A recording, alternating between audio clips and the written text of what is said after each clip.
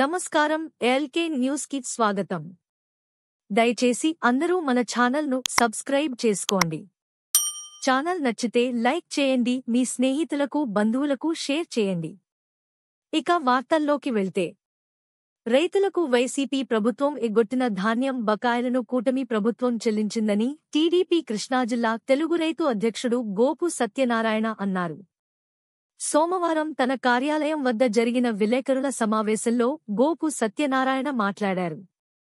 గత ప్రభుత్వం రైతులకు 1,670 కోట్ల రూపాయలు బకాయిలు చెల్లించాల్సి ఉండగా పౌర సరఫరాల శాఖ మంత్రి నాదెళ్ల మనోహర్ మొదట విడతగా రైతులకు 1,000 కోట్లు చెల్లించారు. రెండవ విడతగా 674 కోట్లు చెల్లించారు.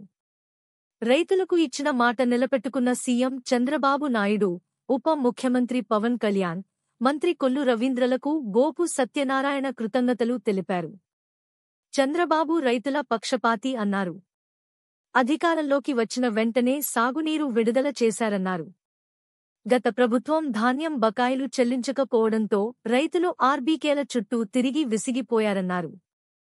రైతుల కోరిక మేరకు సాగునీటి కాల్వలు, డ్రైన్లలో తూటుకాడ, గుర్రపు డెక్కను తొలగించారన్నారు. జగన్రెడ్డి ప్రభుత్వం 5 ఏళ్లలో వ్యవసాయ రంగాన్ని సర్వనాశనం చేసిందన్నారు. అధికారం ఇస్తే పోలవరం పూర్తి చేస్తామని చెప్పారన్నారు. అయితే పోలవరం పూర్తి చేయలేకపోయారన్నారు.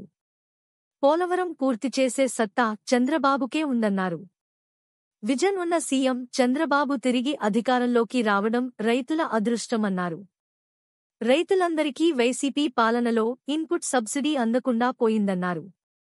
రైతులు స్వేచ్ఛగా తమ సమస్యలను కూటమి ప్రభుత్వంలో చెప్పుకునేందుకు అవకాశం ఉందన్నారు. పంట నష్టపోయి వ్యవసాయ శాఖాధికారుల చుట్టూ తిరుగుతున్నా తమకు నష్టపరిహారం కింద చెల్లించవలసి ఉన్న ఇన్పుట్ సబ్సిడీ అందలేదని మంగినపూడి, కొత్తపూడి రైతులు ఆవేదన వ్యక్తం చేశారు.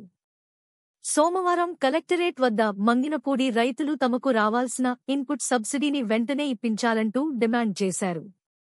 మంగినపూడి రైతులు కసలింక నాగరాజు, తాతా శ్రీనివాసరావు, తాతా నగేష్, కసరిక శ్రీనివాసరావు తదితరులు ఈ ధర్నాలో పాల్గొని మాట్లాడారు. మంగినపూడి, కొత్తపూడి గ్రామాల్లో నష్టపోయిన అర్హులైన రైతులకు ఇన్పుట్ సబ్సిడీ అందలేదని, అయితే అనర్హులకు, పొలం లేని వారికి, వ్యవసాయం చేయని కొందరి రైతులకు అక్రమంగా లక్షలాది రూపాయలు ఇన్పుట్ సబ్సిడీ ఇచ్చారన్నారు. కొత్తపూడికి చెందిన లక్ష్మికి 31,452, రమణకు 32,300, సంతోష్కు 34,000, హేమలతకు 32,300 ఎలా ఇచ్చారో అధికారులు తేల్చి చెప్పారన్నారు. దీనిపై ఉన్నతాధికారులు విచారణ జరిపితే మరికొన్ని అక్రమాలు వెలుగులోకి వస్తాయన్నారు. వాస్తవంగా నష్టపోయిన రైతులకు పునః పరిశీలించి నష్టపరిహారం చెల్లించాలన్నారు. మాజీ కౌన్సిలర్, సీనియర్ కాంగ్రెస్ నాయకుడు బళ్ల త్రిమూర్తి మృతి చెందారు.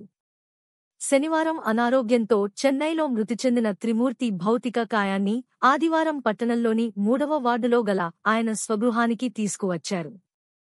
వైసీపీ పెడన నియోజకవర్గ సమన్వయకర్త ఉప్పాల రాము, మున్సిపల్ మాజీ చైర్మన్ బండారు ఆనంద ప్రసాద్, మాజీ వైస్ చైర్మన్ కమాల్, మాజీ కౌన్సిలర్లు వన్నెంరెడ్డి మహంకాళరావు, మాదాసు బాబూరావు, పిఎస్ఎస్ మాజీ అధ్యక్షుడు వరుదు రామకృష్ణ, టీడీపీ నాయకులు చందన నారాయణరావు, బొడ్డు రామ్మూర్తి తదితరులు త్రిమూర్తి భౌతిక కాయాన్ని సందర్శించి శ్రద్ధాంజలి ఘటించారు. ఆయన సోదరుడు, మున్సిపల్ ఫ్లోర్ లీడర్ బళ్ల గంగయ్యను పరామర్శించారు. కాగా త్రిమూర్తి గతంలో కాంగ్రెస్ పార్టీ తరపున 2 సార్లు మున్సిపల్ కౌన్సిలర్గా వ్యవహరించారు. పట్టణ కాంగ్రెస్ అధ్యక్షుడుగా కూడా ఆయన పనిచేశారు.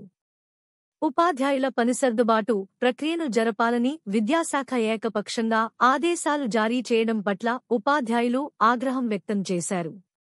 పని సర్దుబాటు ప్రక్రియను వ్యతిరేకిస్తూ వారు ఫ్యాప్టో ఆధ్వర్యంలో సోమవారం ఎంఈఓ కార్యాలయం ఎదుట నిరసన వ్యక్తం చేశారు. సర్దుబాటు ప్రక్రియ అసంబద్ధంగా ఉందని ఈ సందర్భంగా ఉపాధ్యాయులు విమర్శించారు.